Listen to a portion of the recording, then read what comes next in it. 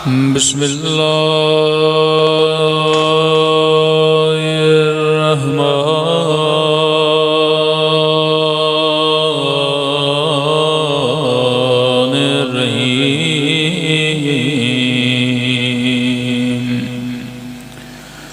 अल्हम्दुलिल्लाहि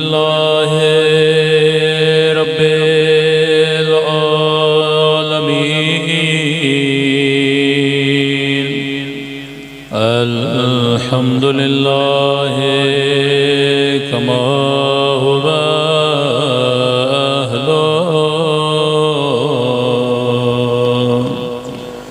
अस्सलातु वस्सलामु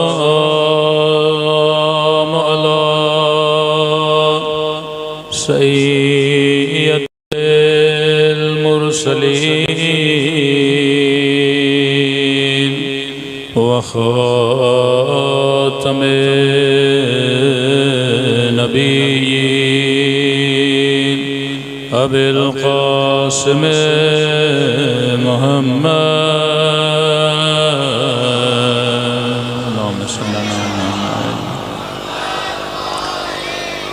व अला आलिहि तय्यबीन अत्ताहिरीन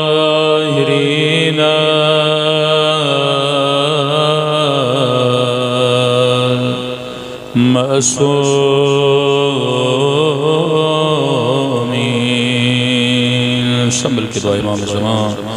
अल्लाहुम्मा कुल्ले वलिका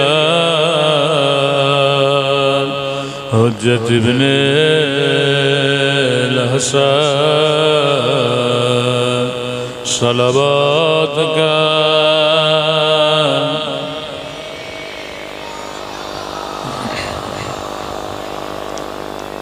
फ़ी हादिहि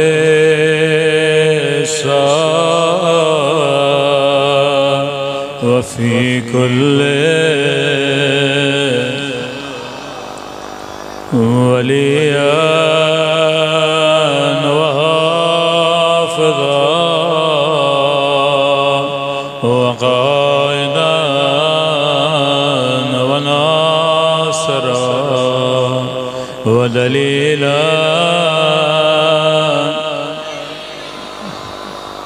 हत्ता तुस्किनहु अर्ज़का व तुमत्तिअहु फ़ीहा तवीला बिरहमतिका या अरहमर राहिमीन। सलवात पढ़े।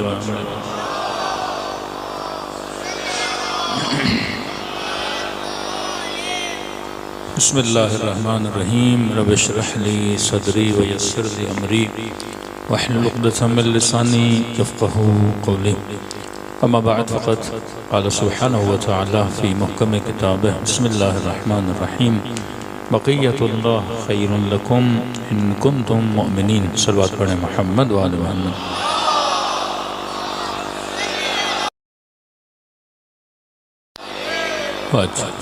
दुआ है परवरदिगार आलम हम सब की इबादतों को अपनी बारगाह में कबूल फरमाए और जो मकसद ज़िंदगी लेकर इन मजालिस में तशरीफ़ लाए खुदा उन मकासद में हम सब को कामयाबियाँ कामरानियाँ नसीब फरमा दें।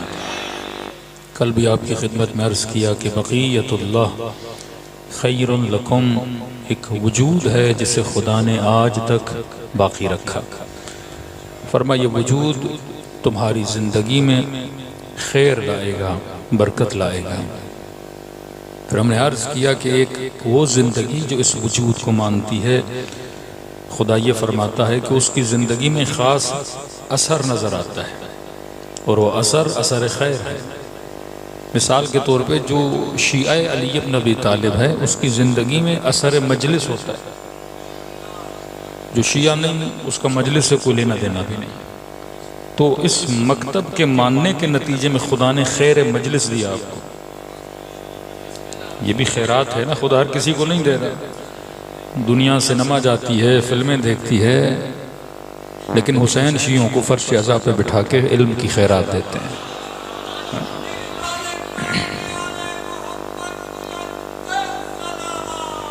अल्लाहुम्मा सल्ली अला मुहम्मद। अब जिसके दिल में मोहब्बत अहल बैत नहीं, उसके पास करबला भी नहीं। जिसके दिल में मोहब्बत अहल बैत है, उस अल्लाह ने उसकी ज़िंदगी में करबला रखी है। तो आप जब किसी चीज़ को मानते हो, आपकी ज़िंदगी में उसका असर आता है। लाउड की पहले सेटिंग सही थी, मेहरबानी करके एक ही सेटिंग रखें, बार बार इसको चेंज नहीं करें। सलवात पढ़े मोहम्मद व आले मोहम्मद पे।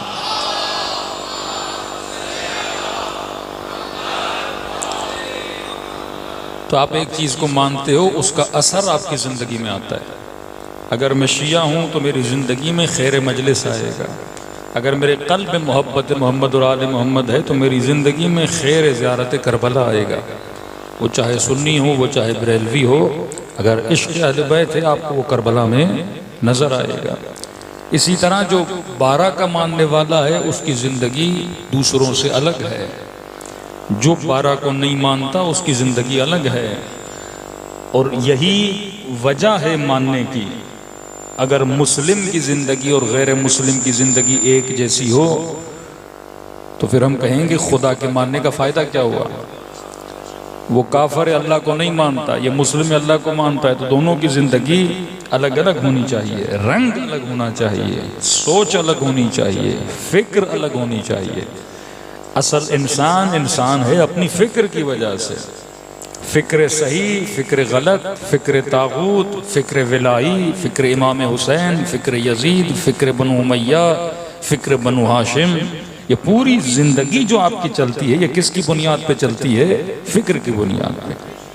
अब एक मर्तबा यह है कि मैं इमाम हुसैन को मानता हूँ, वो मानना अच्छी बात है, लेकिन मैं तरक्की तब करूँगा जब मैं ये सोचूं हुसैन हुसैन क्यों बने। फ़िक्र इमाम हुसैन को मैंने रीड करना है कि वो कौन सी फ़िक्र है जो किसी इंसान को मदीने से करबला लाती है। वो कौन सी फ़िक्र है जो हुर को 30,000 का लश्कर छुड़वा कर 72 के पास भेज देती है। हाँ। यहाँ बाहर लड़ाई हो जाए, झगड़ा हो जाए, सामने 1,000 लोग खड़े हों और उनके मद्दे मुकाबिल पाँच लोग खड़े हों।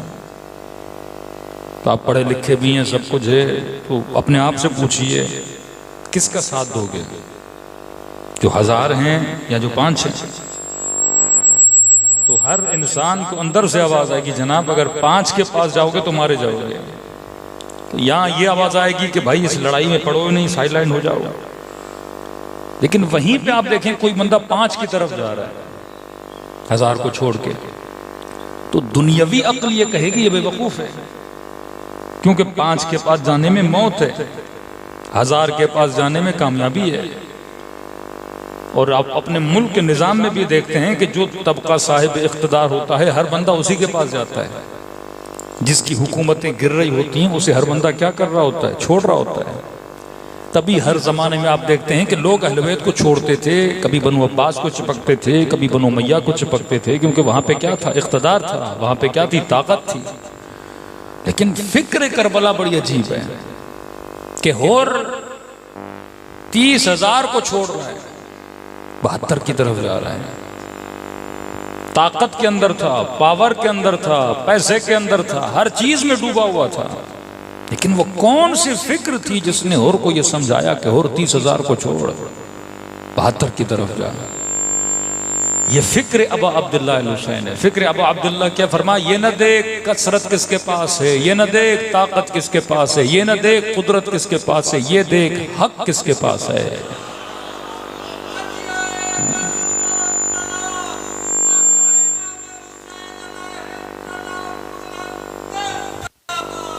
अल्लाह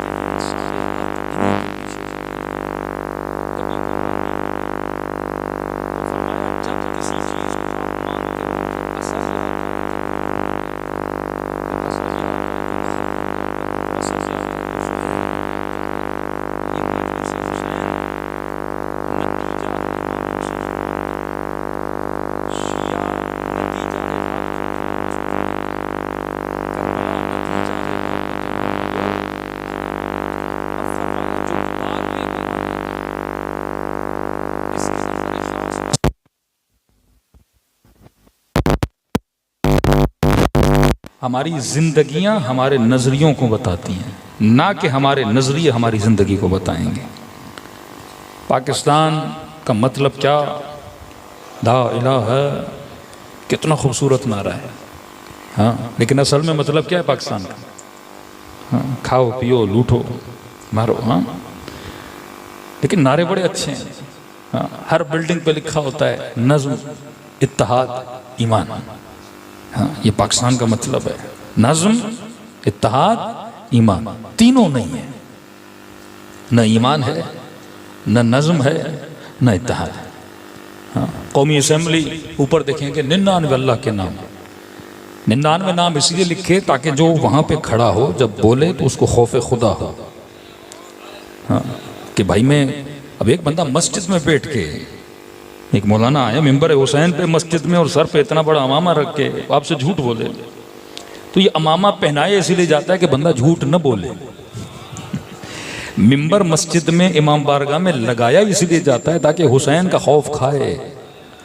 हाँ, कौमी असेंबली में 99 नाम अल्लाह किसी लगाए जाते हैं ताकि हर बंदा जो खड़ा हो वो क्या ना बोले, झूठ ना बोले। लेकिन 99 नामों के नीचे 99 बार झूठ बोलते हैं वो लोग।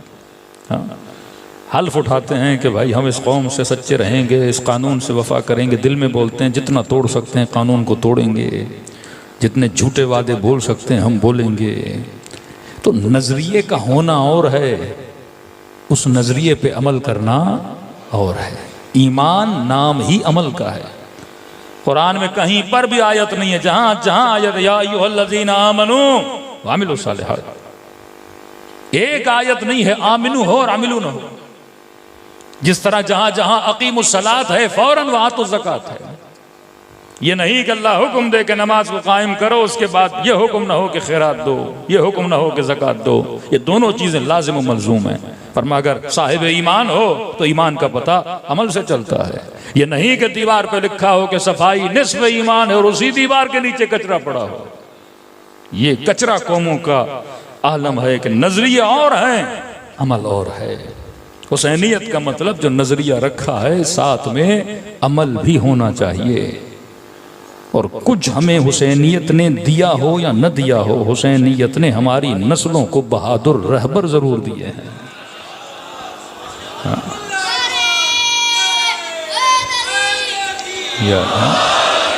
आज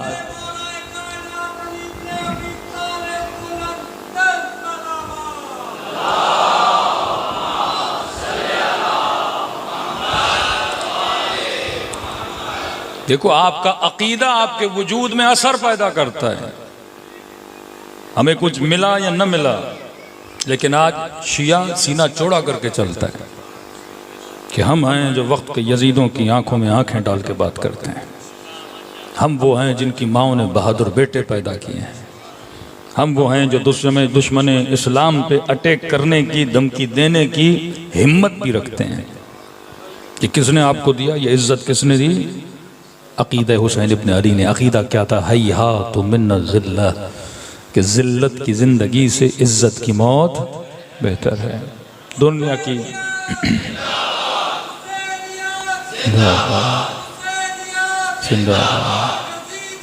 मुर्दाबाद मुर्दाबाद मुर्दाबाद। अल्लाहुम्मा सल्ली अला मुहम्मद। अब ये जो जवान नारा लगा रहा है हुसैनियत, आप कहते हैं जिंदाबाद, यजीदियत आप कहते हैं मुर्दाबाद, ये क्या बन रहा है? फिक्र बन रही है कि हुसैनियत जिंदाबाद है। हुसैनियत क्या है क्या हुसैनियत? जालिम के मुकाबले में खड़ा होना। हुसैनियत क्या है? मजलूम परवर बनना। हुसैनियत क्या है? यजीद को ललकारना। हुसैनियत क्या है? 70 हो पर 30,000 के मुकाबले में चले जाना। हाँ। हुसैनियत क्या है? 6 महीने का बच्चा हो पर रुबाब न घबराना। हुसैनियत क्या है? 30 साल का कड़ियल जवानों पर यह कहे कल मौतुल यहला मिनल असल, मौत मेरे लिए शहद से ज्यादा मीठी है। हुसैनियत क्या है? 18 साल एक कड़ियल जवान को अल्लाह की राह में कुर्बान कर देना। हुसैनियत क्या है? सर कट जाए पर नौ के नेजा पे रब की आयतों की तिलावत करना। ये हुसैनियत है ना। हुसैनियत क्या है? खातून है, सबसे अजीज तरीन चीज एक औरत के लिए उसका पर्दा होता है। राह खुदा में सब कुछ लुटा देना, ये हुसैनियत है। यजीदियत क्या है? 6 महीने के बच्चों के गलों पे तीर चलाना। यजीदियत क्या है? जुल्म करना। यजीदियत क्या है? अपने इख्तदार को बचाने के लिए ये नहीं देखना कि अगला कितना मोहतरम है, उसके बदन पे घोड़े दौड़ा देना। अपने इख्तदार की हवस में आले रसूल पे जुल्म करना। अपने इख्तदार की हवस में झूठी आयतें, झूठी हदीसें बनाना। अपने इख्तदार की हवस में मुफ्तियों और मौलवियों को खरीदना। अपने इख्तदार की हवस में पैसे की धौंस पे झूठे फतवे निकलवाना। ये क्या है? यजीदियत है। अब बच्चा जब फर्श अज़ा पे आता है, इसकी क्या बन रही है? फिक्र बन रही है। आपको लगता है ये खैबर सुनता है तो खुश हो जाता, नहीं। खैबर सुनने से इसकी फिक्र बनती है कि मैं उसका मानने वाला हूं जो किसी मैदान को छोड़ के भागने वाला नहीं है।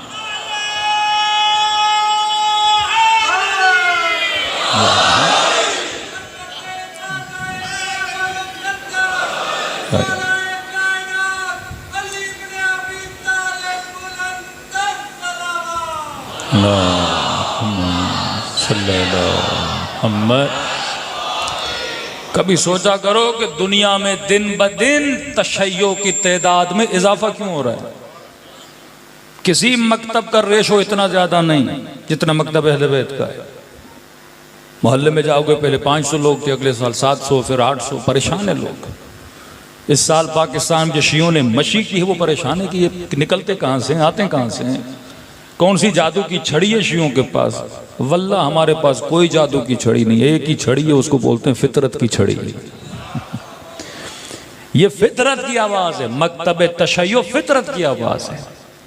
आज यूरोप में, वेस्ट में, मैं उस दिन प्रोटेस्ट देख रहा था। शायद मुसलमान मुल्कों में इतने बड़े प्रोटेस्ट न हुए हों जितना यूरोप में हो रहे हैं। तो किसी ने कहा मौलाना इतने बड़े प्रोटेस्ट निकाल रहे हैं। मैंने कहा नहीं, ये नहीं कि ये मुसलमानों की हिमायत में निकल रहे हैं, नहीं, इंसानियत की हिमायत। फितरत आशिक जुल्म नहीं है, फितरत मजलूम की हिमायत करती है। हिंदू हो, यहूदी हो, 2 लॉबीज है ना, यहूदी लॉबी और ज़ायनिस्ट लॉबी। ये खुद जितने यहूदी साउथ अफ्रीका में, अमेरिका में रहते हैं, जब फिलिस्तीन की हिमायत में जुलूस निकलते हैं, खुद यहूद आते हैं वहाँ पे। कहते भाई इन्होंने हम यहूदियों को भी बदनाम कर दिया है, हम खुद भी जुल्म को पसंद नहीं करते। ये ज़ायनिस्ट लॉबी है, इसका यहूदियत से कोई ताल्लुक नहीं है। जैसे वहाबियत का ताल्लुक आम मुसलमानों से नहीं है। ये जुल्म करना, ये गले काटना, कहते हैं भाई हमारा इन लोगों से कोई ताल्लुक नहीं है। खास तबका है जो जालिम है, लेकिन अपने ऊपर टैग मुसलमानों का लगाया हुआ है। खास तबका है जिसने टैग अपने ऊपर यहूदियों का लगाया हुआ है।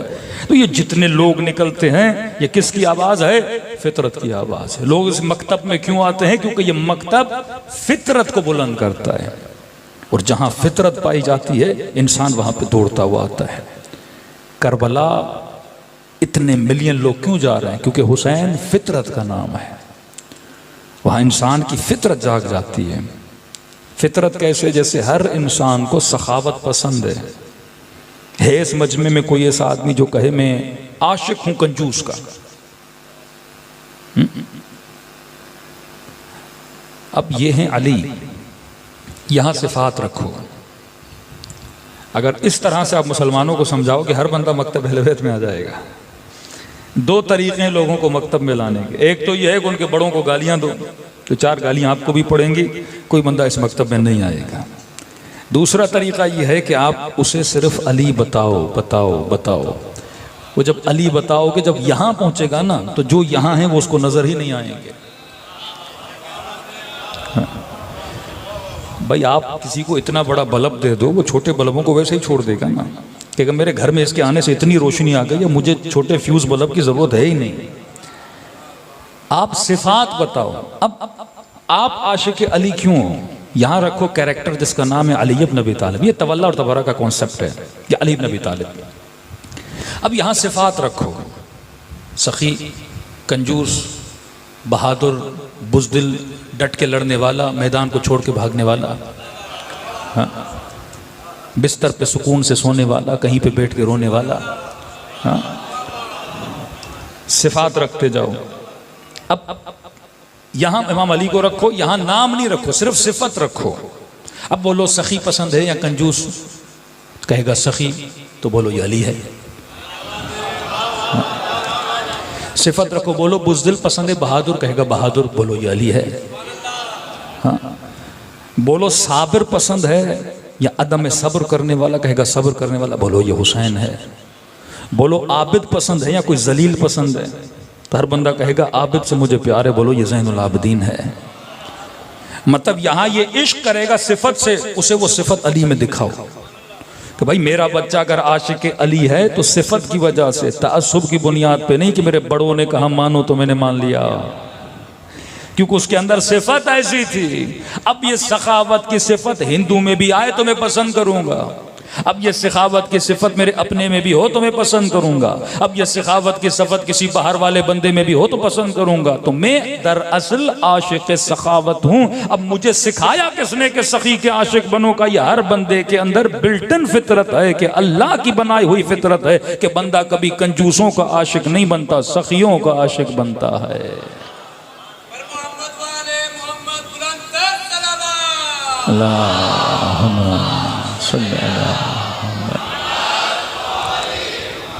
आप नाम लेंगे झगड़े होंगे। अब सिफत पे आ जाओ। आप इसे बोलो जनाब जंग हो रही थी और एक बंदा था जंग में डट के लड़ रहा था और दूसरे बंदे को उसका मुखालिफ मारने के लिए आ रहा था और उसने बचने के लिए अपने कपड़े उतार दिए। तो क्या इससे प्यार किया जा सकता है? नाम नहीं लो, सिफत बताओ। जनाब इसने बचने के लिए लिबास ही उतार दिया इस बंदे ने। एक तो वो है करबला में कि इमाम जमाना फरमाते मेरा सलाम हो मेरे उस जद पे जो बेकफन मारा गया। लिबास वहां भी उतरा है, लेकिन लड़ने के बाद, शहादत पाने के बाद लाशें पामाल की हैं, लुटेरों ने लूटे हैं। एक बंदा जो है जो जान बचाने के लिए कपड़े उतार रहा है। अच्छा, कब वो जो मारने वाला था उसने फिर इसे मारा नहीं। जब इसने लिबास उतारा, कहा क्यों नहीं मारा?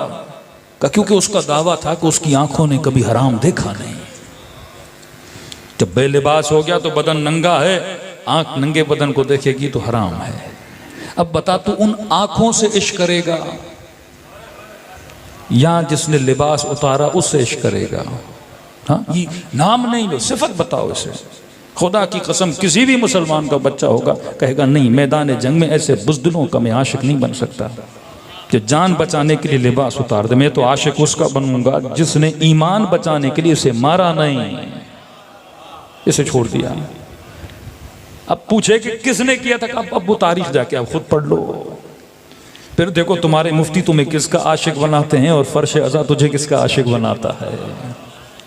सिफत बताओ। जनाब जंग हो गई, कुछ लोग मैदान को गनीमत के लिए छोड़ के चले गए।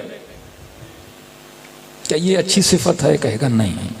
हाँ, पर कोई एक था जिसकी तलवार टूट गई और आधी तलवार से इस तरह से दिफा कर रहा था अपने सरदार का जैसे मुसलमान काबे का तवाफ करता हुआ नजर आता है। किसके आशिक बनोगे? कहेगा ऐसे बहादुर का आशिक बनूंगा जो ये कहे वल्लाहि ला इब्नु अबी तालिब नसबल मौत मिन तिफ्ल बिसदी उम्मी, खुदा की कसम अली को मौत से इतनी मोहब्बत है, इतनी मोहब्बत है जितनी छोटे बच्चे को अपनी माँ के दूध से मोहब्बत होती है। ये चैलेंज तो खुदा भी कर रहे, चैलेंज ऑफ सिफत है। इन ज़अमतुम अन्नकुम औलियाउल्लाह मिन दूनिन नास फतमन्नवुल मौत इन कुंतुम सादिकीन। का मुस्लिम, अगर तू समझता है कि अल्लाह के वली हो तो ये सिफत है कि नहीं? कौन सी सिफत? फतमन्नवुल मौत, मौत की तमन्ना तो कर। कितना भी अली का नारा लगाए लेकिन ये कहें नमाज के आखिर में दुआ करे खुदा मुझे शहादत अता कर। मौलाना इतना जल्दी मरना नहीं है। हाँ, कहीं हदीस में नहीं है कि मौत की दुआ करो, कहीं नहीं है। हाँ, दराजी उम्र की दुआ करो, लेकिन शहादत की दुआ है, राह खुदा में जिहाद की दुआ है, ममाती ममात मोहम्मद वाले मोहम्मद की दुआ है। ये सिफात का आशिक बनना मकतब हमें सिफाती बनाता है, शख्सियत परस नहीं बनाता।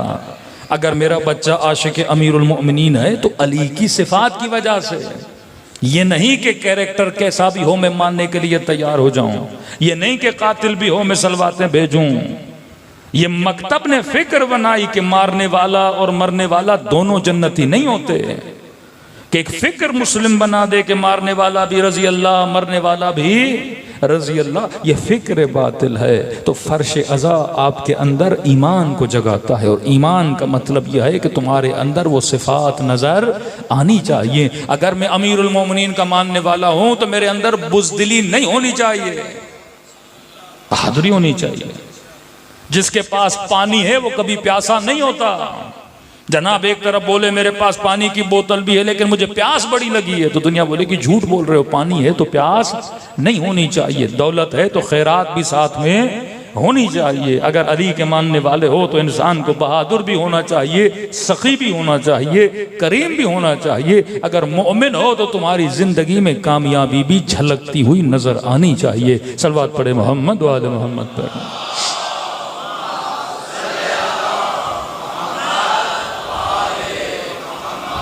वाजिल फरजहुम। तो हमने नाम दिया कि आपसे पूछा जाता है आपका मजहब क्या है। मजहब का मतलब ज़िहाब, ज़िहाब का मतलब आपका चलन। मेरा चलन बताता है कि मेरा मजहब क्या है। चलन अच्छा है तो मैं अच्छा, चलन बुरा है तो मैं बुरा। अब लाख बोलूं अमीरुल मोमिनीन का चाहने वाला हूं, अल्लाह आपका चलन देखेगा। यौम नदउ कुल्ल उनासिम बिइमामिहिम, क़यामत के हर इंसान को उसके इमाम के साथ उठाया जाएगा। अब लाख बोलो मैं 12वीं सरकार की इमामत में रहता था, अल्लाह कहेगा नहीं, पहले बता तेरा इमाम कौन था जिसको तूने अपना इमाम बनाया था।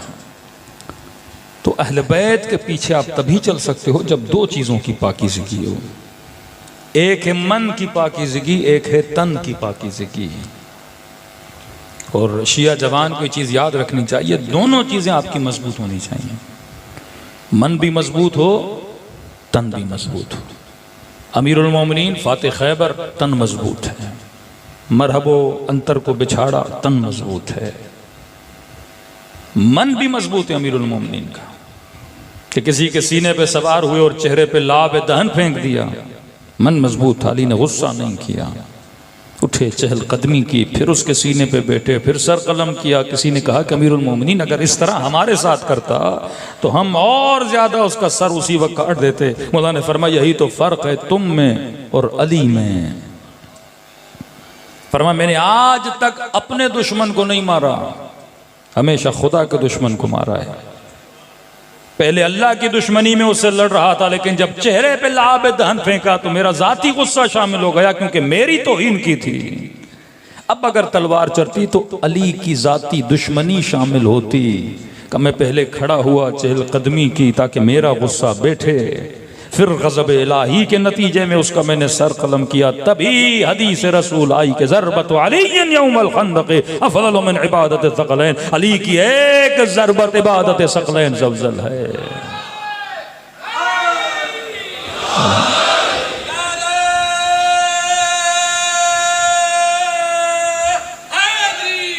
या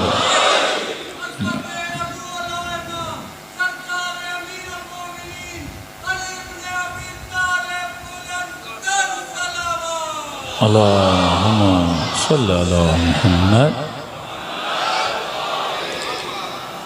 अमल का दारोमदार फरमाया मन मजबूत होना चाहिए। ये बच्चों को सुनाते हैं ना कि हारून मस्जिद बना रहा था, बहलूल ने देखा मस्जिद बना रहे हो, अच्छा काम कर रहे हो, मस्जिद बना रहे हो माशाअल्लाह। तो कहा कि नाम क्या रखोगे?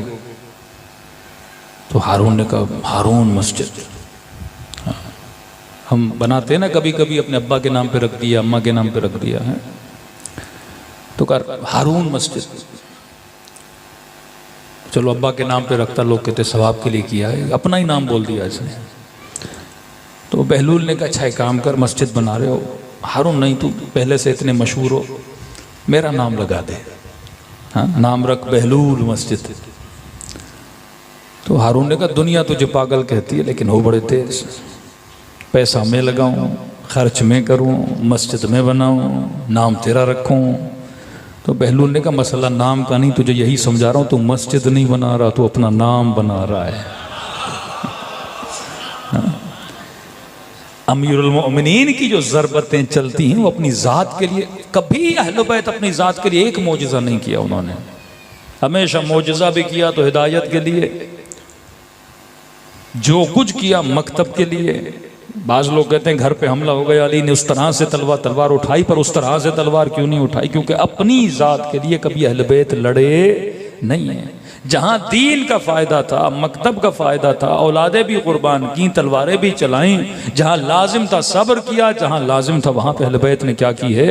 जंग की है। और ये तब होता है जब इंसान का मन क्या हो? मजबूत हो। जब जनाजे उठा रहे थे, मुसलमानों की जंग हुई, तो एक का जनाजा उठा तो कहा या रसूल अल्लाह बेचारा मर गया। नबी ने फरमाया अफसोस, मरा तो है पर राह खुदा में नहीं मरा। क्या मतलब? का ये खच्चर की वजह से मरा है। क्या रसूल मुसलमानों के लश्कर में बेचारा मारा गया? कहाँ नहीं, इसने फलां काफर पे इसलिए अटैक किया क्योंकि उसके पास गनाइम थे ना, उसके पास खच्चर बड़ा खूबसूरत था, कदावर खच्चर था, तो इसने कहा इसे मारूंगा और गनामत में इसका खच्चर उठा दूंगा। उस चक्कर में गया, उससे लड़ने के लिए खच्चर तो नहीं मिला, खुद ही बंदा खच्चर बन के दुनिया से चला गया। नीयत का दारो मदार अल्लाह देखता है। अमीरुल मोमिनीन की ज़रबतें खुदा देख रहा है, इसकी नीयत क्या है। तो फरमाया तुम्हारा जिहाब, तुम्हारा चलन बताता है कि तुम कितने दीनदार हो, तुम कितने मोमिन हो। अब फरमाया बक़ियतुल्लाह खैरुल लकुम, एक वजूद है जिसे खुदा ने आज तक बाकी रखा। फरमाया इस वजूद को मानने से तुम्हारी ज़िंदगी में क्या आएगा? खैर आएगा। अब खैर क्या है मैं कई मजालिस में बयान कर चुका हूँ। बाज़ लोग समझेंगे अगर इमाम ज़मान हुक्म अलैहि मौलाना ज़िंदगी में क्या होगा? खैर होगा। खैर क्या है? कसरत माल, शायद कोई समझे। हाँ भाई, मैं अहले बैत को मानता हूँ, नज़र व नियाज करता हूँ, अल्लाह ने रिज़्क़ मुझे बहुत ज़्यादा दिया है। कसरत औलाद, अल्लाह ने बच्चे मुझे बहुत दिए हैं। बाज़ मोमिनीन इतने मोमिन होते हैं, दुआएं करते खुदा मौलाना औलाद नहीं है, मुझे औलाद अता कर। हो सकता है बाज़ लोग साहिब औलाद हों, उसका मजाक उड़ाएं कि जनाब मेरे पास मेरी ज़िंदगी में खैर है, तेरी ज़िंदगी में खैर नहीं क्योंकि तेरे पास औलाद नहीं। शायद कोई करोड़पति अरबपति किसी फ़कीर को कहे तेरी ज़िंदगी में खैर नहीं, मेरी ज़िंदगी में खैर है। ऐसा हुआ है, मैंने देखा है। एक जनाब के घर पे गए, बहुत ज़्यादा पैसे वाला था, तो बड़े मगरूराना अंदाज में उसके अतराफ़ में सेठ साहब था, काफ़ी गरीब लोग भी बैठे हुए थे, तो कहा तुइज़्ज़ु मन तशाअ तुज़िल्लु मन तशाअ, इशारा अपनी तरफ था कि अल्लाह जिसे चाहे इज़्ज़त दे, अल्लाह जिसे चाहे ज़िल्लत दे। तो मैं जो आज सेठ बना हुआ हूँ, तो ये अल्लाह ने मुझे क्या दी है? इज़्ज़त। ये कॉन्सेप्ट ऑफ इज़्ज़त ही लोगों के जहन में अलग है। तो क्या जो झूपड़ी में बैठा हुआ उसकी इज्जत नहीं है? क्या मैसम जो रेड़ी लगा के खड़ा है, क्या अल्लाह के दरबार में इसकी इज्जत नहीं है? माल का होना न होना इसका ताल्लुक इज्जत से नहीं है, ये तो नसीब है। मैसम की इज्जत इतनी है कि जब उसने किसी काम पे जाना है तो अली ये कहें मैसम तू चला जा, तेरी खजूरें अली बेचेगा। इज्जत अहले बैत, बिलियनर हो या खजूरें बेचते हो, इज्जत क्या है? इज्जत ये है अगर तू रिज़्क़ हलाल कमा रहा है, ये इज्जत है। अब उस रिज़्क़ हलाल में करोड़ों बनाओ, इज्जत है। उस रिज़्क़ हलाल में 4 खजूरें बेच के अपने घर में आओ, ये क्या है? इज्जत है। इज्जत का मतलब वो रास्ता जिसकी डेली दुआएं करते हो, इहदिनस सिरातल मुस्तकीम, खुदा मुझे सीधे रास्ते पर चला, ये शरीयत का रास्ता, ये अहकाम इलाही का रास्ता, ये सीरत अहले बैत का रास्ता, ये फिक्र हुसैन का रास्ता। अगर उस फिक्र पे चल रहे हो, ये क्या है? राह इज्जत है। कि फरमाया हमारे शिया कभी इज्जत पे कॉम्प्रोमाइज नहीं करता। किस इज्जत पे कॉम्प्रोमाइज नहीं करता? का सबसे पहले अपनी इज्जत खुद कर, फिर लोग भी तेरी इज्जत करेंगे, खुदा भी तेरी इज्जत करेगा। अगर तू ही अपनी इज्जत नहीं करेगा, परवरदिगार मैं अपनी इज्जत कैसे करूं? कि जब तू गुनाह करके खुद को रुसवा करेगा। आज तो छुपे हुए हैं ना, बुराइयां की सारी छुपी हुई हैं लोगों में। साहिब इख्तिदार की इज्जत है, पैसे वाले की इज्जत है, ये 60-70 साल जब तक कुर्सी पर है इज्जत है, नीचे उतरा कोई सलाम भी नहीं करता। ये सारे रिटायर अफसर देख लें, बाहर जाते हैं गालियां पड़ती हैं लोगों को। तो ये जो तुझे सलूट कर रहा है, तुझे नहीं कर रहा, कुर्सी को कर रहा है। ये जो तेरे लिए गाड़ियों के दरवाजे खोलता है, साहब साहब करता है, ये 200-300 की टिप के लिए तेरे आगे पीछे घूम रहा है। ये जो तू किसी ऑफिस में अफसर बना हुआ है, सेठ बना हुआ है, बॉस बना हुआ है, ये उस पैसे की वजह से तेरी इज्जत नहीं। आज ये पैसा छीन लो, कोई तुझे सेठ नहीं बोलेगा। आज वजारत की कुर्सी चली जाए कोई देखेगा नहीं, कल अफसर न रहो, आर्मी का बड़ा ओहदा न रहे। आपने देखा है कि लोगों का क्या हाल होता है, बाहर मुल्क में जाते हैं, कोई इज्जत नहीं। अपनी इज्जत कर, कोई ओहदा ना भी हो लोग तेरी इज्जत करेंगे। कौन सा ओहदा, कौन सा मकाम का नहीं, तू अपनी इज्जत का कायल हो जा। वक्त का बादशाह, हज का तवाफ, हजर अस्वद को मुसलमान बोसा दे रहे हैं। कहते ये एक बार आगे गया लोगों ने आने नहीं दिया, दूसरी बार आगे गया लोगों ने आने नहीं दिया, परेशान के मजमा कम हो, मैं आगे जाऊं, हजर अस्वद को बोसा दो। कहते उसी वक्त मैंने अचानक देखा कोई शख्स आया और लोगों ने सफ़े बनाना शुरू कर दी, रास्ता खोलना शुरू कर दिया, बड़ी आसानी से आगे बढ़ा, हजर अस्वद को बोसा दिया, वापस होके चला गया। मैंने अपने सिपाहियों से पूछा, जनाब मैं बादशाह खड़ा हूं, मुझे कोई रास्ता नहीं दे रहा, ये कौन है? कहा आप बादशाह हो, ये ज़ैनुल आबिदीन है।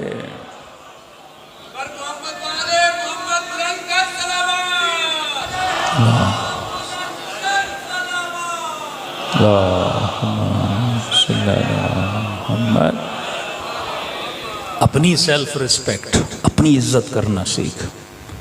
अब मौलाना हम गुनाह करेंगे तो मेरी इज्जत कैसे नहीं, छुप के करें जो भी करें। हाँ तौबा कर लिए, एक अलग बहस है। क्यों? यौम तुबल सराइर, अल्लाह कहता है यहाँ जो कर लो क़यामत में एक बड़ी स्क्रीन लगेगी, इंसान की ज़िंदगी की फिल्म चलाई जाएगी। वो दिन जब सराइर, जब राजों को खोला जाएगा, हर इंसान की गठड़ी बंद होगी ना, अभी बंद गठड़ियाँ हैं, बंद तिजोरियाँ हैं, चाबी मेरे पास है। क़यामत के दिन ये चाबी अल्लाह के पास है, ये तिजोरियाँ खोलेगा। यौम तुबला सराइर, जब ये सराइर निकलेंगे, फिर का यौम यफुर्रुल मर्रु अन अखी, फिर ये बाप बेटी से ऐसे भागेगा, बेटा बाप से भागेगा, बहन भाई से भागेगी, हर बंदा भाग रहा होगा। अपनी इज्जत कर। इज्जत ये है, 3 दिन मासूम फरमाते इंसान की ज़िंदगी के बड़े अहम हैं। 3 दिन कुरान में हज़रत ईसा और हज़रत यहया इन 3 दिनों का जिक्र करते हैं। यौम वुलिदतु, यौम अमूतु, यौम उबअसु हय्या। 3 दिन ग़ालिबन इमाम रज़ा की हदीस है। पहला वो दिन जिस दिन तू पैदा हुआ, ये ज़िंदगी का अहम तरीन दिन है। ये इंतकाल है। 9 महीने शिकम मादर में था, अब इंतकाल पा रहा है कहाँ? दुनिया में। शायद तुझे इल्म ना हो ये दिन कितना अहम है, लेकिन अपने माँ बाप से पूछना, जब मैं पैदा हो रहा था कितनी भाग दौड़ थी। कभी अल्ट्रासाउंड, बच्चा सही है, बच्चा नहीं है, कोई ऐब तो नहीं है, कोई बीमारी तो नहीं है, गूंगा तो नहीं है, बहरा तो नहीं है, जिस्म सही है, कोई मसला तो नहीं है इसके दिल में, ये चेकअप वो चेकअप। का यौम वुलिद, तो जिस दिन तू पैदा हुआ वो तेरी जिंदगी का सबसे मोस्ट इंपॉर्टेंट डे था। तू माजूर भी हो सकता था, तू सही भी हो सकता था, उसमें तेरा हाथ नहीं था। ये तेरे इख्तियार में नहीं था कि आपकी माँ ने 9 महीना आपके शिकम में रखा, कुरान पढ़ा कि नहीं, पैदा हुए वजू में थी कि नहीं, दूध पिलाया वजू में थे कि नहीं, ये तेरा नसीब है। किसी की माँ शेख अंसारी जैसी कि जब जब दूध पिलाए तो वजू करके दूध पिलाए, किसी की माँ खुमैनी जैसी जब जब दूध पिलाए वजू के दूध पिलाए। ये तेरा नसीब है। जिस दिन तू पैदा हुआ, कैसे माँ बाप मिलेंगे, किस घर में पैदा होगा, कहाँ पैदा होगा, ये नसीब और तकदीर है। लेकिन ये अहम बड़ा है क्योंकि वो चीज़ें तेरे ऊपर असर रखती हैं। 9 महीना माँ ने ख्याल नहीं किया, तेरे वजूद में ऐब आएगा। सही देखभाल नहीं की, तेरे वजूद में नक्श आएगा। अब तू कंप्लीट पैदा हुआ, दुनिया में आया, का दिन बड़ा अहम है। मुंतकिल हुआ शिकम मादर से दुनिया में। हमारे उस्ताद एक मिसाल दिया करते थे। आज बर्गर बच्चे जो होते हैं, मॉडर्न स्कूलों में पढ़ने वाले, इंग्लिश मीडियम पढ़ने वाले, संगतें बुरी, तो उनको अगर आप आखिरत की बातें करो तो कहते हैं ये बातें आप ना करो, ये ओल्ड माइंडेड। हाँ, हम तो ब्रॉड माइंडेड हैं, ओपन माइंडेड हैं। अब आजकल हर बच्चे ने सर्जरी करवा के अपना दिमाग खोल दिया है। हाँ, ये पुरानी बातें, आप कैसी बातें कर रहे हैं? कौन सी आखिरत, कौन सी क़यामत? सब कुछ दुनिया है। हाँ, जन्नत भी यही है, जहन्नुम भी यही है, खुशियाँ भी यही हैं, गम भी यही हैं, सब कुछ यही है। इसे आप कितना भी बताओ कि जनाब आखिरत, बाग, बागात, नेमत, सुकून, अबदी ज़िंदगी। अमीरुल मोमिनीन फरमाते हैं ये मौलवियों की बातें हैं, कभी हूर की लालच, कभी फलां की लालच, कभी फलां की लालच, सब कुछ दुनिया है, सब कुछ यहाँ है। इसे जितना समझाओ नहीं समझेगा। हमारे उस्ताद कहते थे इसकी मिसाल माँ के पेट जैसी है। जब बच्चा शिकम में मादर में होता है उसकी सारी दुनिया क्या होती है? माँ का पेट है। आप बाहर हो, वो अंदर है। बाहर वाला देख रहा है कि माँ का पेट बहुत छोटा है, बहुत छोटा है। उलमा फरमाते हैं दुनिया आखिरत के मुकाबले में शिकम में मादर की तरह है, इतनी छोटी है आखिरत के मुकाबले में, लेकिन मुझे बड़ी लग रही है। बिल्कुल उसी तरह जिस तरह बच्चा शिकम में मादर में है, उसकी पूरी कायनात है माँ का पेट, पूरी कायनात। खून भी उसे मिल रहा है, पानी भी उसे मिल रहा है, ग़ज़ा भी उसे मिल रही है। बड़े सुकून के साथ सोया हुआ है। पिक्चर आप देखो ना, बच्चा जब शिकम मादर में होता है बड़े सुकून के, छोटी जगह है लेकिन बड़ा सुकून है उसको, घूम रहा है, फिर रहा है। अब उसकी विलादत का वक्त होता है, जैसे बोलते हैं इंतकाल। कब तक रहोगे अंदर जनाब?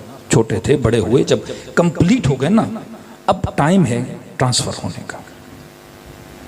9 महीने दुनिया में आओगे, 60 साल 70 साल कितना रहोगे? 60। यहां पर भी आपका जिस्म कंप्लीट हो जाता है, पूरा हो गया, कंप्लीट हो गया, बूढ़ा हो गया, कमर झुक गई, हड्डियां पोसीदा हो गई। अब टाइम है, टाइम टू ट्रांसफर। यहां से तुमने जाना है। हमेशा कोई भी बंदा दुनिया में नहीं रहता, ट्रांसफर का टाइम है। ट्रांसफर किसी को अच्छा नहीं लगता। शिकम मादर इसकी कायनात, इसकी दुनिया। अब एक बंदा शिकम मादर से बाहर, समझो मलकुल मौत है, कहता है निकल बाहर भाई, तेरे जाने का टाइम है, बाहर आ। यहां रोशनी, यहां हवा, यहां बाग, यहां बागात, यहां खाने, यहां पीने, यहां चीजें देखोगे, यहां कानों से आवाजें सुनोगे, यहां ज़बान से चखोगे। अंदर क्या है? पेट में अंधेरा, कुछ भी नहीं है। निकला, कहता नहीं तुझे क्या पता अंदर क्या मजा है, मेरी तो दुनिया ही अंदर है। नहीं आना चाहता, इसे जबरदस्ती डॉक्टर निकालता है बाहर। निजाम इलाही इसे बाहर फेंकता है कि निकल बाहर, कंप्लीट हो गया तू। और जैसे आता है रोना शुरू कर देता है, याद करता है अपनी पिछली दुनिया को, बहुत रोता है, बहुत रोता है कि मुझे क्यों भेजा। आंखें नहीं खोलता, कुछ घड़ियां रोता है, रोता है, रोता है। माँ का सीना ऐसे मिलता है, बाहर की दुनिया का लजीज दूध चखता है पहली मर्तबा। एक मेहरबान माँ के सीने पे सोता है। हाँ, एक मेहरबान बाप की आवाज़ सुनता है, कानों में अजान आती है इसके। अब हफ्ता गुजरने के बाद, साल गुजरने के बाद, 1.5 साल गुजरने के बाद, जब इसने दुनिया की रंगीनियां देख ली, अब इसे कहो वापस जाओ, उस अंधेरी दुनिया में जाना चाहेगा? कहेगा अब नहीं जाऊंगा। मासूम फरमाते हैं बिल्कुल इसी तरह मरने वाले को बोला जाए दुनिया वापस जाओ, कहेगा अब नहीं जाऊंगा। वहां के मजे, वहां की रंगीनियां देखने के बाद कहेगा दुनिया तो कुछ भी नहीं है। फरमाया पहला इंतकाल शिकम मादर से दुनिया की तरफ, और वो इंतकाल इतना मुहिम है। 9 महीने जिस्म कामिल होता है, कंप्लीट होने के बाद दुनिया में आता है। और दुनिया में क्यों आता है? शिकम मादर में कंप्लीट क्यों होता है? क्योंकि ये छोटा सा नुतफा दुनिया के आलम में बड़ा नहीं हो सकता था। इसके लिए माँ के पेट का माहौल होना जरूरी था, जहां ये क्या हो जाए? कंप्लीट हो जाए। दाना जमीन के अंदर डालते हो, वहां बज़्र खुलता है, फिर बाहर निकलता है, यहां आके फल देता है। लेकिन पहली उसकी जो इब्तदाई खिलकत वजूद बदन है वो कहां होती है? जमीन के अंदर होती है। शिकम मादर में बदन कंप्लीट। कंप्लीट होने का मतलब क्या है? ऐसा बदन बने कि दुनिया के साथ हमाहंग हो। एक बच्चा पैदा हुआ, आपने कहा मौलाना बच्चा एबनॉर्मल है। मैंने कहा क्यों एबनॉर्मल है? कब पैदा तो हुआ है 2 दिल लेके पैदा हुआ है। मैं कहूँ भाई खुशी की बात है, हमारे पास 1 दिल है, ये तो एक्स्ट्रा लेकर आया है। नहीं मौलाना नहीं, इनकम्प्लीट है। कोई बच्चा पैदा हुआ 2 सर, हमने कहा तो खुशी की बात है भाई, हमारे बच्चे 1 सर लेकर आए, आपका बच्चा माशाल्लाह 2 सर लेकर आया। आप कहेंगे नहीं मौलाना इनकम्प्लीट है। इनकम्प्लीट नहीं, दुनिया के साथ मिसमैच है। खुदा कान ऐसे देता है जो दुनिया की आवाजों के साथ मैच हो। ये जो अल्लाह ने आपको कान दिया ना, इसकी कैपेसिटी, मैं बात कर रहा हूं, आप सुन रहे हैं, बड़े सुकून से सुन रहे हैं। यहां पे ये लाउड की आवाज फुल कर दें, आवाज इतनी हो जिससे आपके कानों को अजियत होता, आप बोलोगे आवाज क्या मिसमैच है। अल्लाह ने जो आंखें दी वो मैच, ऐसी आंख जो रोशनी को बर्दाश्त करे, ऐसा बदन जो गर्मी को बर्दाश्त करे, हाथों की ऐसी नरमी, अगर मैं नरम कपड़े को हाथ लगाऊं तो महसूस करूं ये नरम है, ये खारदार है। हर चीज जो खुदा ने दी वो मैच ऑफ दुनिया है। कोई बंदा पैदा हो, खाल इतनी नाजुक हो, हल्की सी धूप पड़े उसकी खाल रेड हो जाए, तो आप खाल तो है लेकिन आप बोलोगे दुनिया के माहौल से क्या है, मिसमैच है। बच्चा पैदा हुआ, सांस नहीं ले पा रहा, ऑक्सीजन सही उसके फेफड़ों में नहीं जा रही, फेफड़े सही सालिम है लेकिन ऑक्सीजन के साथ क्या है, मिसमैच है। मतलब बदन अल्लाह ने वो दिया जो दुनिया के साथ क्या था, मैच था। अब मैंने यहां से आखिरत जाना है, पहला इंतकाल शिकम मादर, बदन कंप्लीट, दुनिया के साथ मैच, अच्छी जिंदगी गुजारूं। अब मैं सुकून से सांस भी ले रहा हूं। कोविड के दिन आ गए, फेफड़ों में मसला आ गया, सारे लोग सांस ले रहे हैं, आपको मसला होगा क्योंकि आपके फेफड़े बाहर की ऑक्सीजन से क्या हो जाते हैं, मिसमैच हो जाते हैं। मैं खाना खा रहा हूं, निज़ाम डाइजेस्ट मेरा सही है, किसी के पेट खराब हो जाए, जो भी खाएगा पेट उसके साथ क्या हो जाएगा, मिसमैच हो जाएगा, बंदा इन्ना लिल्लाहि व इन्ना इलैहि राजिऊन हो जाएगा, क्योंकि जिस्म दुनिया के साथ क्या हो जाएगा, मिसमैच हो जाएगा। अब फरमाया बदन शिकम मादर में कंप्लीट हुआ, पहली विलादत अहम। दूसरा फरमा यौम अमूत, दूसरा इंतकाल है दुनिया से आखिरत की तरफ। यह भी मैच होना चाहिए। जहन्नुम मिसमैच होने का नाम है, जन्नत मैच होने का नाम है। कहा इस तरह बन के तो आओ कि जन्नत में जाओ। जिसके वजूद में नफरत है वो जन्नत में नहीं जा सकता, जो कंजूस है वो जन्नत में नहीं जा सकता, जो नजिस है वो जन्नत में नहीं जा सकता। मिसमैच हो जन्नत के माहौल के साथ। अहले बैत फरमाते हैं ऐसा मैच बनो कि जन्नत तुझे क्या करे, एक्सेप्ट करे। भाई ये चाबी है ना, हर दरवाजे में नहीं जाती, जिसके साथ मैच हो उस दरवाजे में जाती है। तो अपनी चाबी को जन्नत के दर के काबिल तो बना कि जब वहां जाओ जन्नत तुझे क्या करे, एक्सेप्ट करे। जहन्नुमी उन माजूरों का नाम है। जहन्नुम क्या है, मेरा वजूद जहन्नुम है। छोटी सी मिसाल दूंगा अगर आप समझें, फिर बच्चे से शुरू करूंगा। एक बच्चा पैदा हुआ, फेफड़े सही सालिम में, वो सांस ले रहा है, दुनिया इसके लिए जन्नत है। दूसरे बच्चे के फेफड़े इनकम्प्लीट हैं। अब मुझे बताओ दुनिया उसे तकलीफ दे रही है, उसके फेफड़े? दुनिया तो सबको ऑक्सीजन दे, सारे सांस ले रहे, ये बच्चा सांस नहीं ले पा रहा। बार बार इसने, जिन लोगों को सांस का मसला होता है ऑक्सीजन देते हैं अपने मुंह में, तो आप बोलोगे दुनिया इसे तंग कर रही है, इसके फेफड़े से तंग कर रहे हैं। फेफड़े इसके तंग कर रहे हैं क्योंकि इनकम्प्लीट है। जहन्नुमी का वजूद इनकम्प्लीट है। वो जब वहां जाता है तो उसको तकलीफ होती है क्योंकि वो इनकम्प्लीट है। अगर आपने देखा हो जिन लोगों को सांस की तकलीफ होती है, इससे बड़ी कोई तकलीफ नहीं होती। अल्लाह लोगों को इन बीमारियों से बचाए। सांस का उखड़ना, सांस का अंदर न जाना, इससे बड़ी तकलीफ नहीं है। ये खुद जहन्नुम बन जाती है इंसान के लिए। तो फरमाया 60-70 साल खुद को कंप्लीट कर, दूसरा इंतकाल तेरा कहां पर है, आखिरत की तरफ है। तीसरा दिन, अहम तरीन दिन तुम्हारी जिंदगी का, फरमाया यौम उबअसु हय्या, जब कयामत के दिन तुझे उठाया जाएगा। 2 दिनों के सर्टिफिकेट तो हम लेकर जाते हैं, बर्थ सर्टिफिकेट, डेथ सर्टिफिकेट तो यहां मिल जाता है। तीसरा सर्टिफिकेट कोई नहीं लेता, और वो है जब तुझे मबऊस किया जाएगा। इमाम रज़ा फरमाते हैं वो तीसरा दिन जिंदगी का अहम तरीन दिन है, फाइनल तरीन दिन है, और इन दोनों दिनों का दारो मदार ये दुनिया की जिंदगी है। तभी अमीरुल मोमिनीन से किसी ने कहा, मौला अगर आपको ये बोला जाए दुनिया की जिंदगी का 1 घंटा दें और आपको आखिरत की जिंदगी की 1000 घंटे दिए जाते हैं, मौला आप देने के लिए तैयार होंगे? अमीरुल मोमिनीन फरमाते अगर करोड़ घंटे भी आखिरत के मिलें, अली दुनिया का 1 घंटा नहीं देगा। कब मौला दुनिया का 1 घंटा नहीं देंगे? फरमाया नहीं दूंगा। मौला क्यों नहीं देंगे? फरमाया यही दुनिया का 1 घंटा है जो आखिरत के करोड़ों घंटों को बनाता है।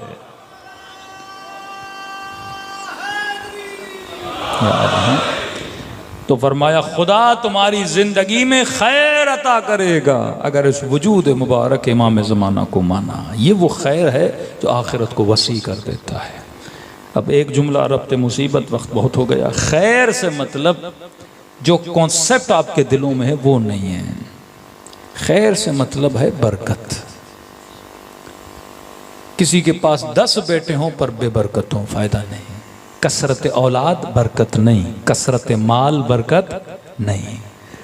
एक सियासतदान इस मुल्क में मरा, उसके अकाउंट में 2 अरब थे, पैसा तो था पर बाबरकत नहीं था, क्योंकि उसके काम नहीं आया। माल वो जो आखिरत में तेरे काम आए, औलाद वो जो आखिरत में तेरे काम आए, बदन वो जो आखिरत में तेरे काम आए, ये बदन बाबरकत है। इससे तुमने नमाजें पढ़ी, बाबरकत है। अरबईन इमाम हुसैन पे गए, तेरे लिए बाबरकत बना। नेकियां की, तेरे लिए बाबरकत बना। साले औलाद बनाई, बाबरकत है। बच्चा यजीद जैसा हो, बरकत वाला है या बेबरकत हो, मलून है। फरमाया दुआ करो, आए खुदा जितनी जिंदगी दे पर जिंदगी बाबरकत देना। किसी को 90 साल जिंदगी मिले बेबरकत, और हुसैन के असगर को 6 महीने जिंदगी मिली, लेकिन जिंदगी बाबरकत। अब कहा मौला ये बरकत वो है जो तेरा रिज्क है। माल को रिज्क न समझा करो, वो माल है। आप सुफरे पे बैठे, बहुत सारा खाना लगा था, कहा ये सारा माल है। कहा मौला रिज्क क्या है? कहा तू जितना खाता है वो तेरा रिज्क है। दाने दाने पे लिखा है खाने वाले का नाम। कहा जो तू खाएगा वो तेरा क्या है? रिज्क है, बाकी सारा माल है। अकाउंट में 1 करोड़ पड़ा है, जितने रुपये तू अपनी जात पे खर्च करता है वो तेरा रिज्क है, बाकी माल है। 1000 गज का घर है, मौला क्या मेरा रिज्क है कि नहीं? का ये सारा माल है। मौला रिज्क क्या है? का जितनी जमीन पे रात को सोता है वो तेरा रिज्क है। इसी DHA में चले जाएं, बड़े बड़े बेंगलो पड़े हैं, मालिक नहीं, नौकरों का रिज्क बना हुआ है। मालिक कोई अमेरिका बैठा है, कोई कनाडा बैठा है, बीमारियों में वहीं बैठे हैं, घर किसी और का रिज्क बने हुए हैं। अब कहा कि मौला अपने माल को अगर रिज्क बनाऊं तो क्या करूं? अली की सीरत पे चल। कैसे? कहा 1 रोटी तेरा रिज्क था, घर में है 10 रोटियां, खाएगा तू 1। शुगर के मरीजों की मिसाल बड़ी अच्छी देता हूं। अल्लाह ने रिज्क रखा था पूरी जिंदगी में 100 किलो चीनी खाएगा, इसने जल्दी जल्दी करके खा ली, शुगर का बीमार हो गया। डॉक्टर ने कहा अब खाओगे तो मरोगे।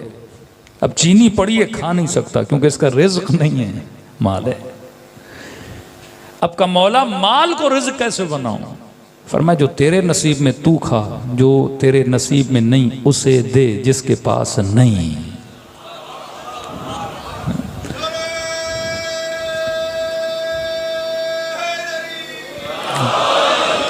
का खुदा जब तू उसे देगा उसे तेरा रिज्क बना देगा। अब जब दुनिया से जाएगा अल्लाह काउंट करेगा, इसके पास जेब में कितने थे? 10,000 रुपए थे। हाँ भाई, इसने अपने ऊपर कितने खर्च किए? 2,000 का, ये इसका रिज्क है। 8,000 अगर खर्च नहीं किए तो रिज्क नहीं बना ना, ज्यादा कर भी नहीं सकता था। पेट में जगह है आधे किलो खाने के, आपने खा लिया, वो आपका रिज्क बना। बाकी जो 2 किलो बचा वो क्या? कहा उसे दे जिसके पेट में खाना नहीं। अब जाएगा उसके पेट में, आखिरत में बनेगा तेरा रिज्क। अल-मोमिन कय्यिस, ये होशियार होता है, तेज होता है, ये अपने माल को अपना रिज्क बनाता जाता है। औलाद को खादिमे तागूत बनाओगे, उसकी जिंदगी तेरा रिज्क तो नहीं। लेकिन बेटा नमाजी बना, बेटी सालेह बनी, बापर्दा बनी, हाँ ये अफीफ हो के जब रोड पे चलेगी, इसकी नेकियां तेरे नाम अमाल में जाएंगी। अल्लाह के नाम का कोई घर बनाया, कोई मस्जिद बनाई, हाँ नमाजें और पढ़ेंगे, रिज्क तेरा बनेगा। प्लॉट आपने लिया, आप नहीं नमाज पढ़ रहे हैं, दुनिया से चले गए, दूसरे आके नमाज पढ़ रहे हैं, रिज्क किसका बन रहा है? आपका बन रहा है। कोई अच्छी किताब लिखी, पढ़ेगा कोई और, रिज्क किसका बनेगा? आपका बनेगा। कि अक्लमंद बन, अपने माल को रिज्क में बदलना शुरू कर दे। जब जिंदगी इस तरह बन जाए, ये खैर कसीर है। खुदा इसे क्या बना देता है? खैर बना देता है। ये आंसू जो आपकी आंखों से निकलते हैं, ये भी रिज्क इलाही है। ये खुदा हर किसी को रिज्क अता नहीं करता। मासूम फरमाते वो बंदा तौबा कर ही नहीं सकता जिसे खुदा तौफीक तौबा न दे। किसी ने मासूम से सवाल किया, मौला ये आपके दुश्मन, ये अखबतुल खबाइस जिन्होंने इतना जुल्म किया, और आप फरमाते हैं अगर बंदा तौबा कर ले खुदा हर गुनाह को माफ़ कर लेता है, तो अगर ये भी तौबा करे खुदा गुनाह माफ़ कर लेगा? मासूम ने फरमाया माफ़ कर देगा, अल्लाह करीम है। तो मौला कैसे आपके दुश्मन है खुदा माफ़ कर देगा? इमाम ने कहा बात तो पूरी सुन, तौबा करेगा तो माफ़ करेगा, खुदा हमारे दुश्मन को तौफीक तौबा देता ही नहीं है। लाख मजलिसें सुने कोई असर नहीं, लाख कुरान की आयतें सुने कोई असर नहीं। जब दिल कसी हो गया तो असर कहाँ से होगा? जब एक इंसान जालिम बन जाता है, आप लाख उसको तकरीरें सुनाओ, नहीं होता असर, क्योंकि अल्लाह उसे तौफीक तौबा नहीं दे रहा। अब शुक्र खुदा अदा करो, हर मजलिस तुझे तौफीक तौबा दे रही है, हर जिक्र मसाइब अहले बैत आपको तौफीक तौबा दे रहे हैं। क़राती फरमाते हैं तौबा के आंसू में और गम हुसैन के आंसू में एक बहुत बड़ा फ़र्क है। का तौबा का आंसू भी गुनाह मिटाता है, हुसैन के गम का आंसू भी गुनाह मिटाता है। एक फ़र्क है। कौन सा फ़र्क? फरमाया जैसे मिस्र मेरी अबा है नजिस हो जाए, मैं पानी में धोऊंगा तो क्या हो जाएगी? पाक हो जाएगी। का ये तौबा का आंसू जो गुनाहों को मिटा देता है और पाक बना देता है। का फिर गम हुसैन का आंसू क्या करता है? का कभी कभी कपड़ों पे दाग लग जाते हैं, चाय गिर गई, रंग लग गया, कितना भी धो दाग नहीं जाता। का गम हुसैन का आंसू वजूद के दागों को मिटा देता है। हुर ने इमाम हुसैन का रास्ता रोका, लजा में फरस में हाथ डाला, हज़रत अब्बास को गैज़ व गज़ब आया, सैतानियों को रुलाया। ये दाग था ना हुर के वजूद पे, कि जब आया इमाम हुसैन के पास, इमाम ने सीने से लगा, फरमाया हुर मैंने माफ़ कर दिया। फरमाया नहीं मौला, सुकून नहीं मिल रहा। और मैं कह रहा हूँ माफ़ कर दिया, जन्नत मुबारक हो। मौला सुकून नहीं मिल रहा, सुकून नहीं मिल रहा। हुर चाहते क्या हो? का मौला इजाज़त दें, सैदानियों से माफ़ी मांगो, जहराजादियों से माफ़ी मांगो। और क्यों? फरमाया जब आपका रास्ता रोका था, मुझे अमारियों में बीबियों के रोने की आवाज़ें आ रही थी। दाग था हुर के वजूद पे कि मैंने अली की बेटियों को रुलाया है, ये बहुत बड़ा दाग है। मेरी वजह से आपके बच्चे प्यासे हैं मौला। किस तरह मिटाया हुसैन ने? अम्मा जहरा का रुमाल हुर के माथे पे बांध दिया। फरमाया कितनी शरीफ थी तेरी माँ जिसने तेरा नाम हुर रखा। ये दागों को मिटाने का फर्श है मेरे अजीज। कितना भी बड़ा गुनहगार हो, कोई लिमिट नहीं है। फरमाओ फर्श अज़ा पे खुलूस से दिल से खुदा को हुसैन का वास्ता दो, और ये कहो खुदाया बुलाया तूने है, रिज़्क़ न होता तो मजलिस हुसैन में न आता। रिज़्क़ था तभी फर्श अज़ा पे बैठा हूँ ना, अब आया हूँ तो मेरे वजूद के दागों को क्या कर दे? मिटा दे। बड़ी प्यारी रिवायत है। फरमाया मच्छर के पर के बराबर आँखों की पलकें गीली हो जाएं। हाँ, खुदा कहेगा क़यामत में इसे रोको, जहन्नुम में न भेजो। इतना रोया था, इतना इतना, मच्छर के पर के बराबर खुलूस से। वो कसरत को नहीं देखता, वो खुलूस से किल्लत को भी काउंट करता है। मिस्काल ज़र्रतिन खैरन यरह, ज़र्रा भी खैर का करोगे अल्लाह की दरबार में काउंटेबल है। दिलों को करबला ले जाएं। सलाम करें उन हस्तियों पे जिन्होंने अपना सब कुछ राह खुदा में लुटा दिया, और उन शहादतों का नतीजा और बरकतें ये थीं कि आज 1400 साल गुजर गए, हुसैन ने अपने फ़र्श के नतीजे में कितनों को जन्नत में भेजा है। फ़र्श ऐसा एक पाइपलाइन है जो सीधी कहाँ जाती है? इंसान को जन्नत तक लेकर जाती है। फरमाया ऐसे सलाम करो मेरे बाबा को, टूटे हुए दिल के साथ, तसव्वुर जहन में रख के कि मोमिन आज तू सलाम कर रहा है, तू प्यासा नहीं है, तू भूखा नहीं है, आज तू गिरिया करता है, खुल के गिरिया करता है। लेकिन करबला में एक बच्ची थी, बाबा बाबा करती थी, कोई तमाचे मारता था, रोने तक नहीं देते थे आले रसूल को। हमारे किसी तालिब इल्म ने रिसर्च की कि करबला से पैदल अगर सफ़र किया जाए शाम तक तो कितना टाइम लगता है। कहता मैंने काउंट किया, लेकिन आले हरम और आले रसूल बहुत जल्दी पहुँचे हैं शाम। कहता मुझे समझ नहीं आता जालिमों ने कितना तेज़ दौड़ाया आले रसूल।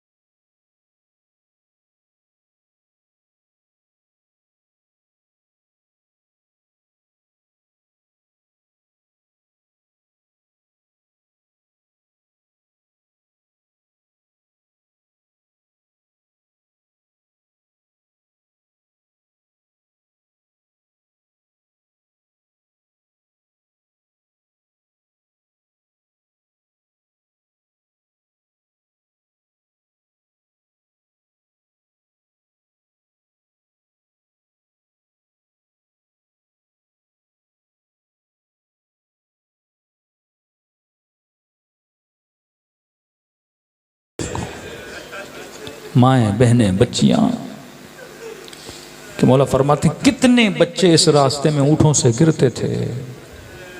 जब किसी जगह पे काफ़िले को रोका जाता था, एजाज इमामत से फिर वापस जाते थे, कहते एक एक बच्चे को उठाता था और उस रास्ते में दफन करता हुआ जाता था। ये सारी मेहनतें ज़हमतें आपकी नस्लों के लिए हैं। अब इस तरह सलाम करो जिस तरह इमाम को सलाम करने का हक़ है। अस्सलामु अलल हुसैन व अला अली इब्नुल हुसैन व अला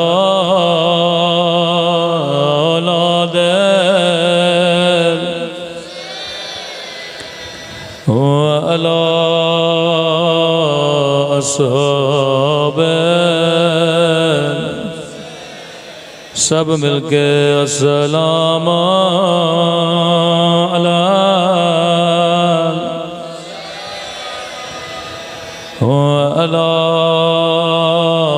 अली इब्नुल हुसैन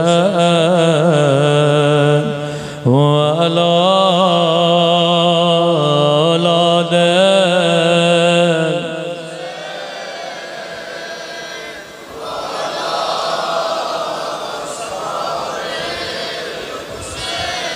सब मिलके अस्सलाम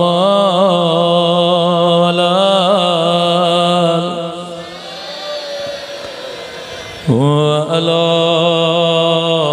अली इब्नुल हुसैन व अला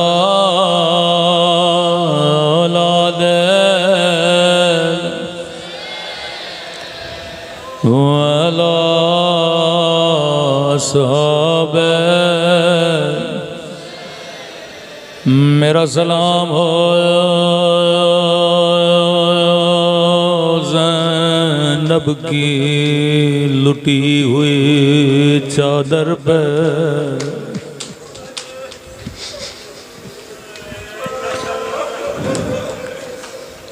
फरमाया अकबर के सीने में बर्छी लगी, मेरा विरसा था। अली असगर के गले में तीर लगा, मेरा विरसा था। चचा बाज के बाजू कटे, मेरा विरसा था। लेकिन ऐ पूछने वाले तूने इंसाफ न किया, क्या माओ बहनों के साथ बाजारों में जाना, क्या 8-8 घंटे शराबी की दरबार में खड़ा होना, क्या ये भी सजाद का विरसा था। इतने जख्म मिले, वुजू करते थे, पानी पे निगाह पड़ी, रो पड़ते थे। किसी जवा की शादी में गए, हाय मेरा अकबर,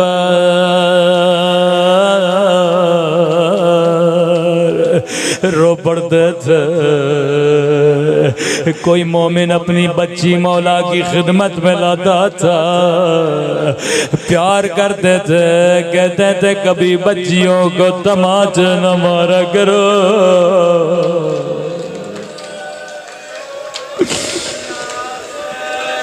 40 साल खून रोते रहे। फरमाया मैंने सब बर्दाश्त किया, लेकिन माओ बहनों का बाजारों में जाना एक गैरतमंद के लिए कितना मुश्किल है। वो बीबियां जो कभी घर से भी बाहर नहीं निकली, वो बाजारों में जाए, तबल बजाए जाए, रक्स किया जाए। फरमाया पर्दे ने हमें बड़ा रुलाया, 4 साल बच्चियों के रुखसारों ने हमें बड़ा रुलाया।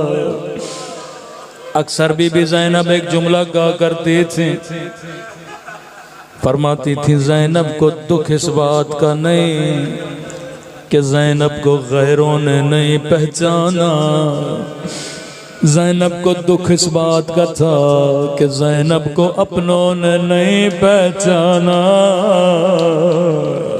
मैं कहूँ बीबी अपनों का कसूर नहीं है, क्योंकि अपनों ने कभी नहीं सोचा कुजा ज़ैनब कुजा बाजार शाह।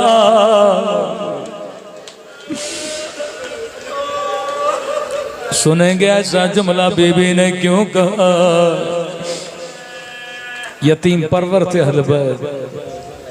कहते हैं कि यतीमा बच्ची थी जिसे इमाम हुसैन बचपन में अपने घर लेकर आए, इसे ऐसे बड़ा किया जैसे अपने बच्चों को बड़ा करते हैं। जब ये जवान हुई इसकी शादी शाम में करा दी, हर साल मदीने आती थी, इमाम की खिदमत में बैठती थी, कहती थी मौला मैं अपने शोहर को बताती हूँ मेरा हुसैन बड़ा करीब है, मुझे ऐसे पाला जैसे अपने बच्चों को पालते हैं। मौला जब जब आती हूँ कहता अपने मौला को कहना कब मेरे घर आएगा, मैं बड़े बड़े सुफरे लगाऊंगा, तेरे मौला की बड़ी बड़ी दावतें करूंगा। जब ये आखिरी बार मिलने आई इसरार बड़ा, इमाम ने फरमाया शीरीं हम आएंगे लेकिन तू पहचान न सकोगे।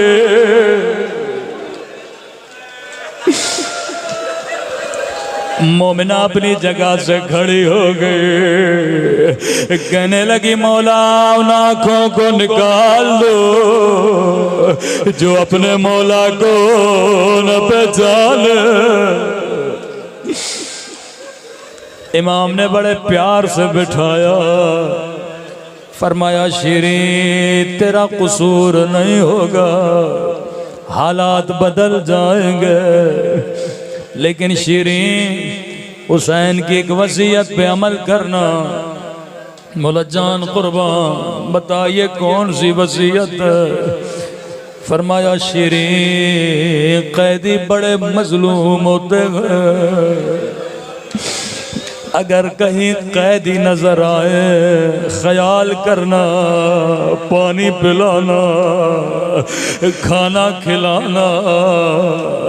मौला से वादा किया मौला जब कभी कैदी मिलेंगे खिदमत करूंगे। शीरीन अपने वतन वापस चले गए, नज़ादारो ज़ैनब बेवतन हो गए।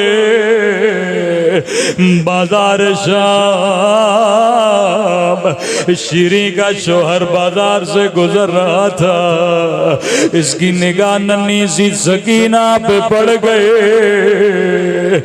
जख्मी कानों पे पड़ गए, जख्मी रुखसारों पे पड़ गए।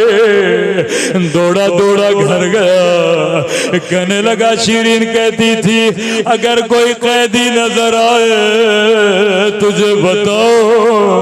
ओ शीरीं मेरी जिंदगी गुजर गए, मैंने कभी 4 साल कादन नहीं देखे।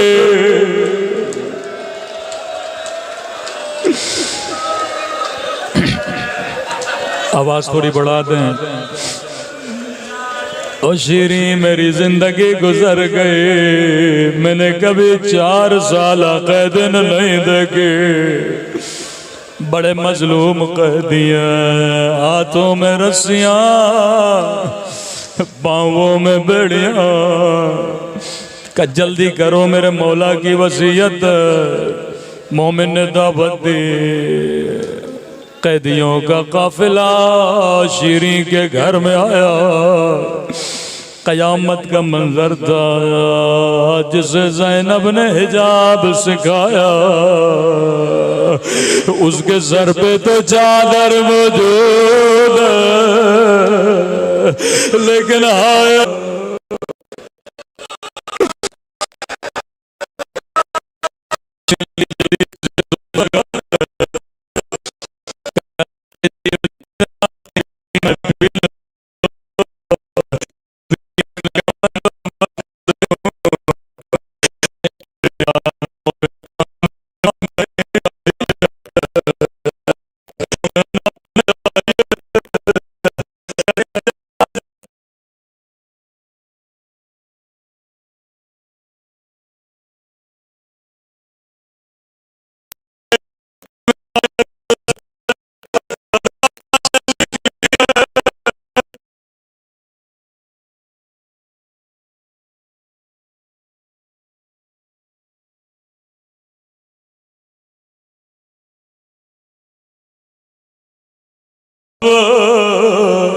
शीरी अपनी जगह से खड़ी हो गई।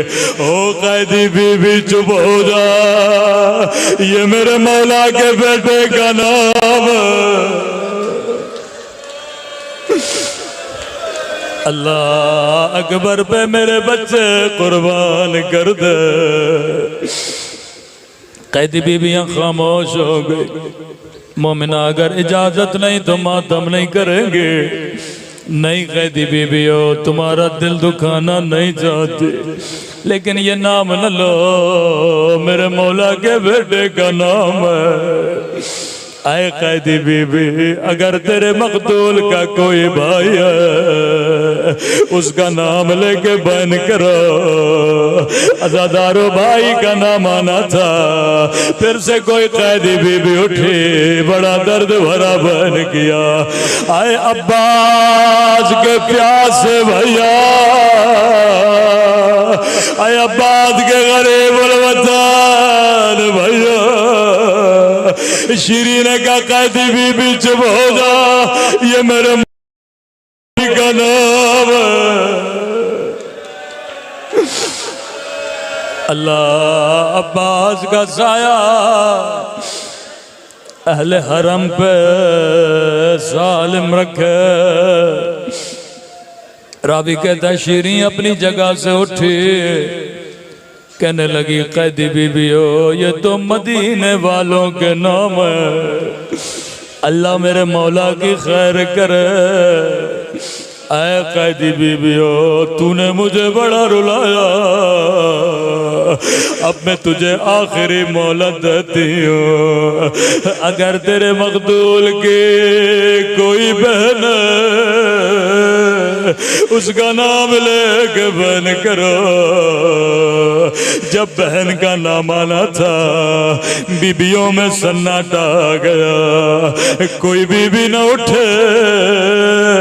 रावी कहता एक मर्तबा खुद ज़ैनब उठे, बड़ा दर्द भरा बयान किया। आए उजड़ी हुई ज़ैनब के प्यासे भैया, आए उजड़ी हुई ज़ैनब के गरीबुल वतन भैया। अब शीरी दौड़े दौड़े बीबी के कदमों में गिरे, हाथों को जोड़ा। आए कैदी बीबी तू कौन है, तेरा मेरे हुसैन के साथ क्या रिश्ता है। इतना कहना था, सैयदा ने सर उठाया, कहा शीरी नहीं पहचाना, अना ज़ैनब बोलते वाले। ओ शीरी तेरे मेहमान आ गए, मेरे हुसैन ने वादा पूरा किया, लेकिन तूने नहीं पहचाना। ओ शीरी में ज़ैनब उजड़ गई, मेरा हुसैन मार गया, मेरा अब्बास मार गया। मातम हुसैन।